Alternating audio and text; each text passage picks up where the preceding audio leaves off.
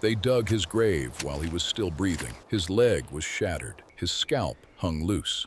There was a hole in his throat where the air whistled out with every breath. His own men looked down at him, decided he was already gone, and started clawing a shallow pit into the dirt. Then they took his rifle, his knife, his flint, everything a man needs to stay alive in the wilderness, and they walked away. His name was Hugh Glass, and the 200 miles of wilderness between him and safety should have finished what the bear started.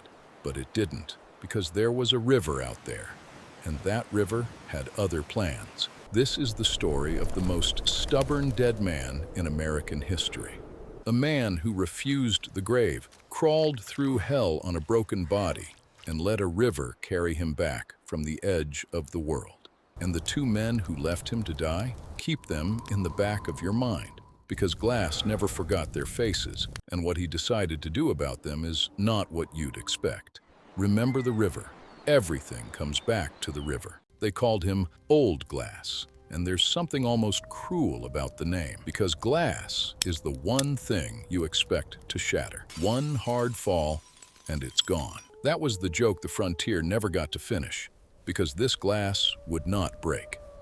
To understand how a man survives the impossible, you have to understand what made him. Hugh Glass was born around 1783, likely in Pennsylvania, to Irish parents. But the frontier he ended up on didn't care where you came from.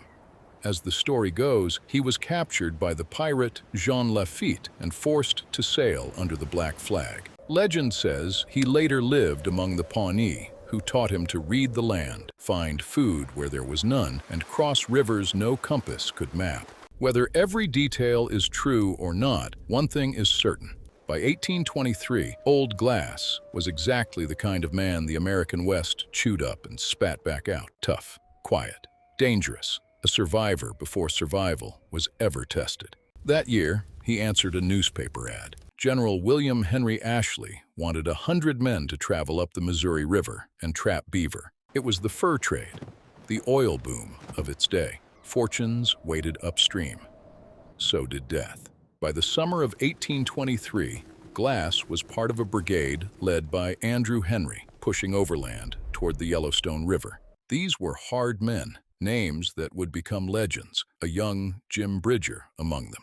But the land fought back.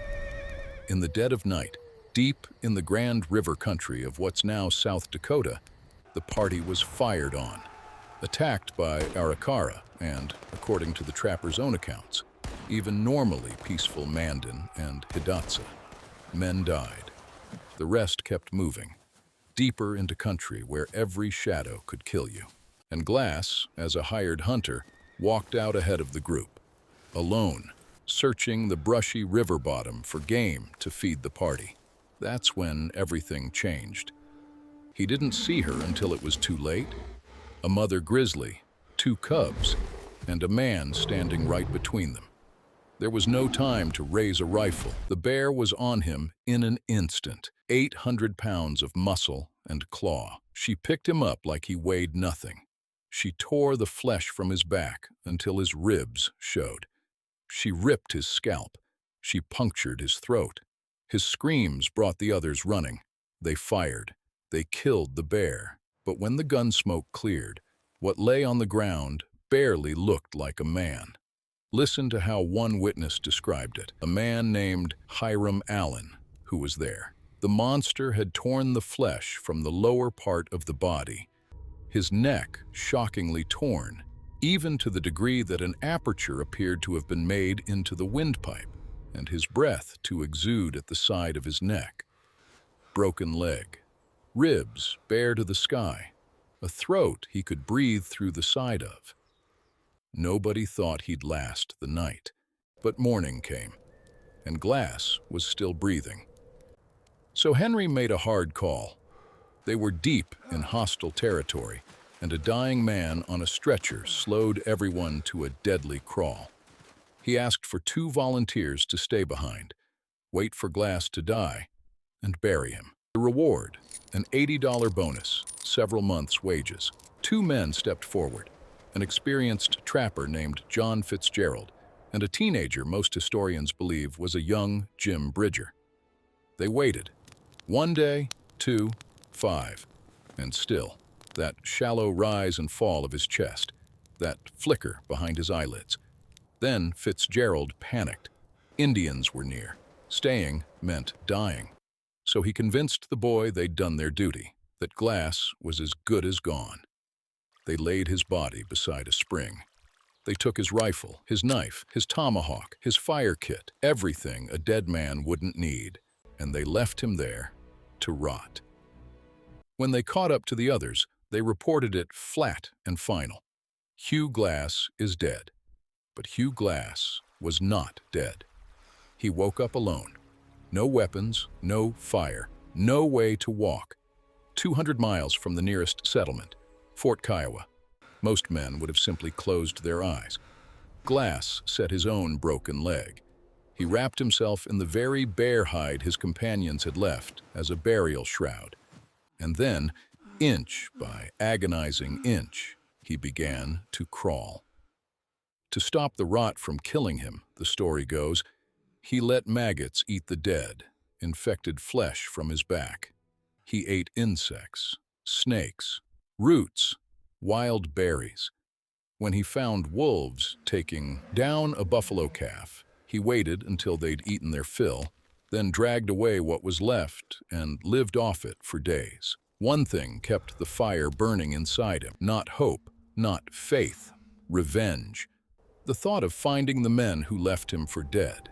He used a landmark called Thunder Butte to steer himself south, day after day, dragging a ruined body across an endless prairie. Weeks passed, the wounds festered, but he kept moving toward one thing, the river. Because old Glass knew something. A man can crawl only so far, but a river carries you. When he finally reached the water, he did the last thing his broken body could manage. He built himself a crude raft from a fallen tree.